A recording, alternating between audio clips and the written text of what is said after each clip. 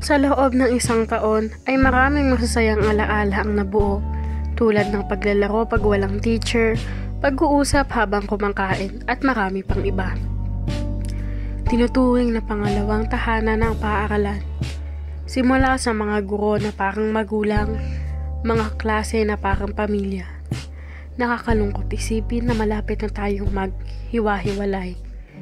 Ang oras ay tumatakbo, kaya dapat ay pahalagahan ng bawat minuto o oras na magkakasama tayo.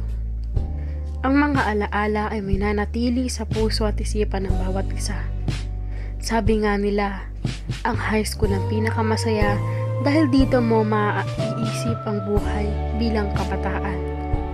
Sa pagtungtong natin sa high school ay dito natin mararanasan ang saya ng samahan. Ang mga alaalang ito ay aking dadalhin hanggang sa aking pagtanda at aking pahalagahan.